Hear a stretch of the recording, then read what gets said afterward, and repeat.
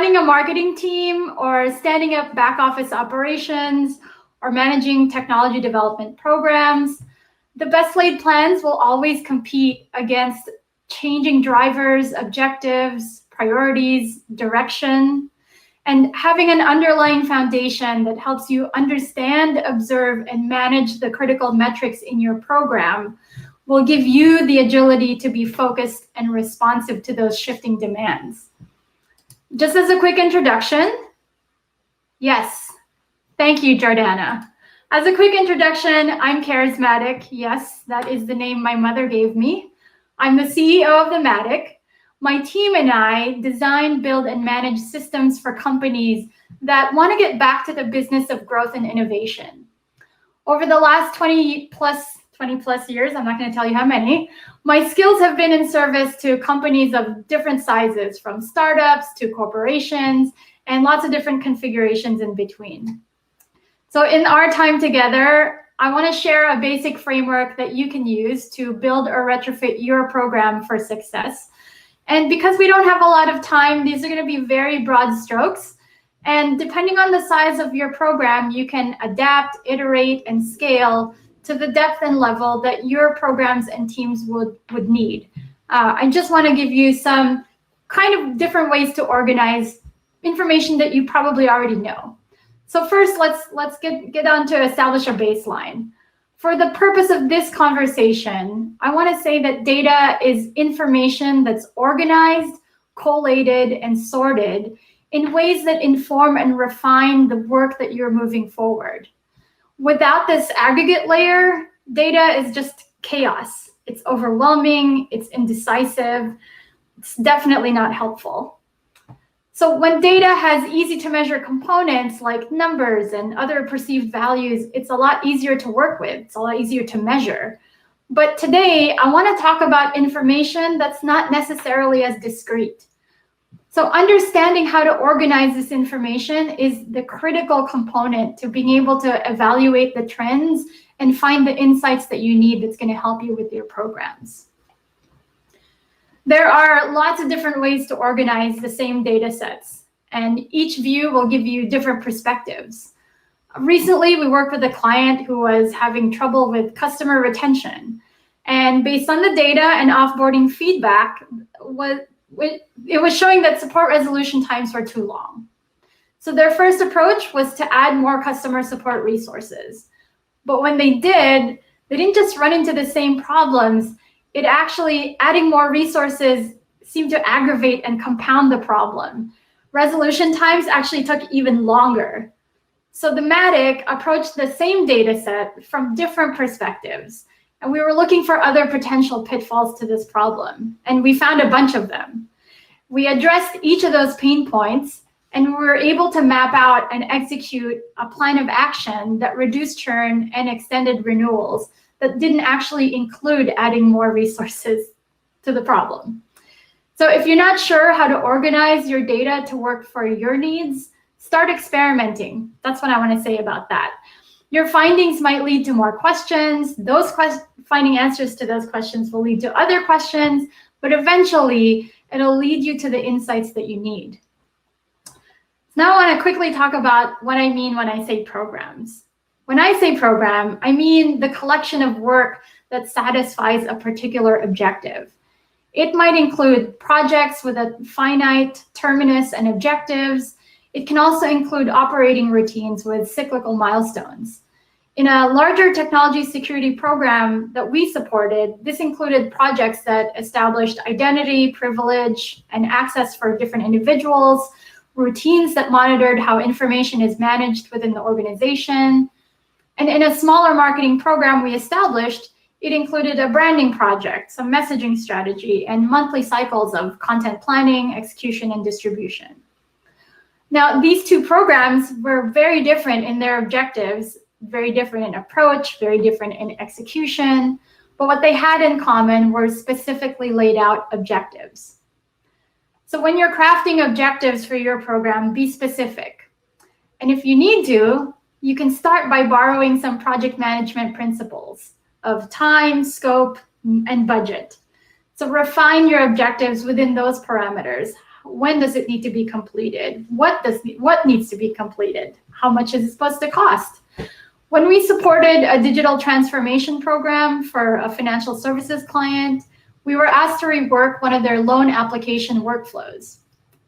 Their digital translation of the workflow actually revealed redundancies and gaps that made it inefficient and ineffective for digital. So we first worked to refine the objectives to include parameters that's specific to digital use, and then we were able to overhaul the entire process. And we created a more optimized digital flow that met all their requirements, including regulatory, business, and technical criteria. So whatever your program happens to be, having clarity in your objectives can really serve as your guiding directive for how to align everyone on what that success should look like. And whenever possible, you should rank your objectives, maybe by criticality, dependency, and complexity. This is how I like to do it. So understanding how to align that work based on what's important for your program can guide those competing priorities and inform workload constraints. So this was particularly helpful when we managed the design of a new bank SaaS product that was being developed in collaboration with an external startup partner, which was heavily influenced by that startup's investors and their customer feedback. So introducing this product to the banking environment also meant having to satisfy government regulations and maintaining high accreditations and ratings that the bank already had, which translates to a bunch of competing priorities and added complexity to try to satisfy requirements from those investors, the startup founder, the government, a bunch of auditors. We integrated them all as program requirements, and then we ranked and prioritized them in order of impact to the program and the larger objectives that the program served. This allowed us to be more responsive to the changes as external factors shifted during the course of the program. We didn't stop change from happening, but tactical decisions were made a little bit easier because our priorities came right from the top. So when your objectives are clearly laid out and prioritized, it's a lot easier to map how all the work that's happening contributes to each of those objectives. And redirecting efforts becomes a matter of alignment. So as a small business owner, I go through these cycles myself regularly. My ambitions and my goals constantly shifting and constantly growing, so often they're greater than the resources that are available to me. I have to make decisions about how to direct the work to maximize efficiency and be most effective to my objectives. So when reviewing our work, some of the questions I routinely ask include, are there projects in my pipeline serving an objective that's no longer needed? Is my team spinning cycles on work that's not a priority? Are my resources sized to the right work and complexity? When I'm not sure, I go back to clarify my objectives and my priorities. And once I've done that, I can make decisions more quickly and be confident that my decisions are supporting the purpose that we serve. So, as you check in on the progress of your work, you'll also want to regularly check in on that alignment. The longer the work takes, the more change is inevitably going to happen in your flow. But it's not an interruption if managing change is part of your process. So when we managed a new innovation project for an established SaaS company, we knew that the ideation cycles would not only take many rounds, but that each iteration would actually inspire new ideas, and those would inspire new ideas. And that those ideas might actually shift the rank and priority in the objectives we started with. So we made sure to incorporate processes that captured those ideas as they appeared, and then review cycles to decide how to proceed with each new idea. This not only made space for creativity to flow, because we weren't rejecting any ideas as they showed up, but because it was part of our process, it facilitated our team in collaborating and communicating when we had to manage change in direction or timeline or effort. So in addition to checking in on the progress of your work, When you create space to receive and address new ideas and directives, and you have routine alignments to these changes, it can feel less disruptive. Program success also means figuring out how to manage the elements that contribute to that success. So to synthesize, we organize each component into the following three elements. The first one is tools.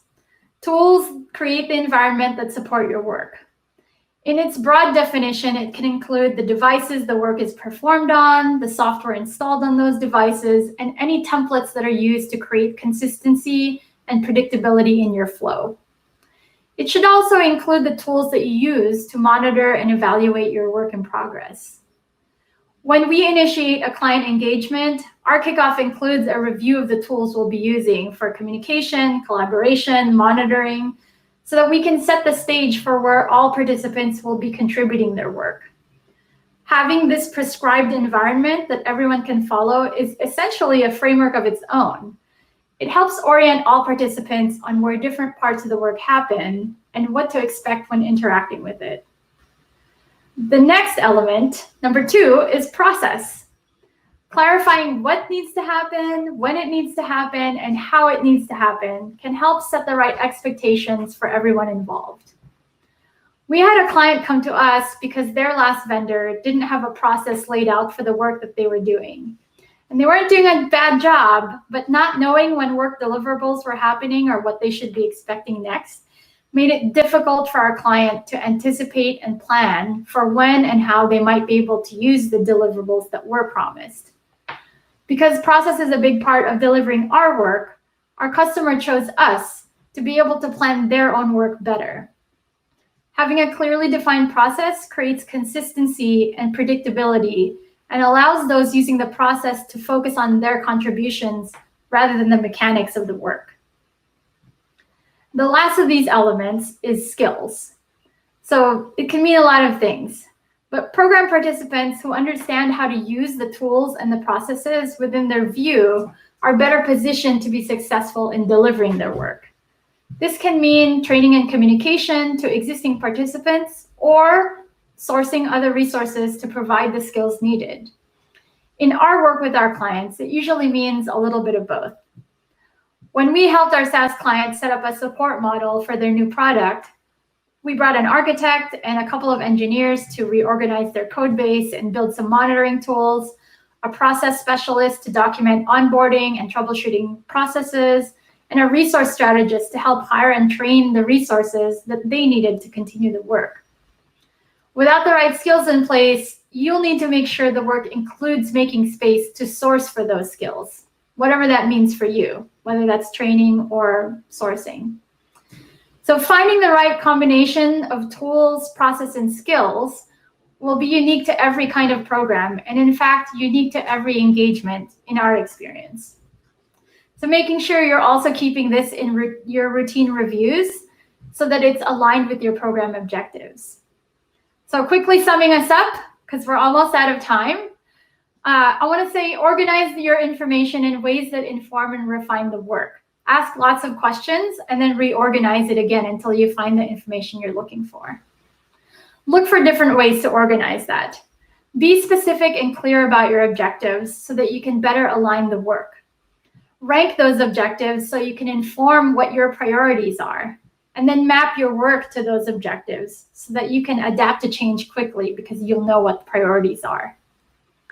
And then finally, integrate change into your review cycles so you can make it less disruptive, and find the right combinations of tools, process, and skills that will help lead you to program success. And if you're not sure where to get started, you can find me on LinkedIn and we can talk about it. All right, cool. Who's left in the room? Let's talk.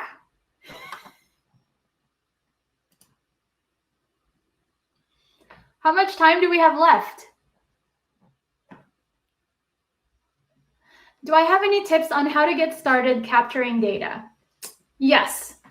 So depending on the size of the project, depending on the size of the team, depending on your budget, definitely if it is a smaller capacity work, certainly Microsoft Excel or some other form of spreadsheet is the very first place. What you want is a tool that can help you easily organize, sort, and collate, right? Because, thank you, Jen. Because what you're really looking for is different ways to organize information. So tools like Microsoft Word or like plain text kinds of tools, not as useful because it's harder to group things collectively. So anything that allows you to group and collate and organize is a pretty useful tool for looking for insights and trends. Does that help, Jordana?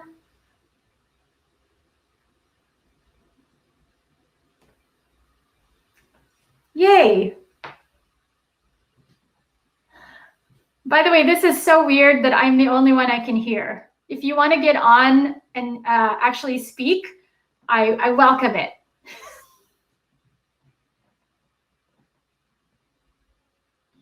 Any other questions? I should be looking in the Q&A section also. I don't see any.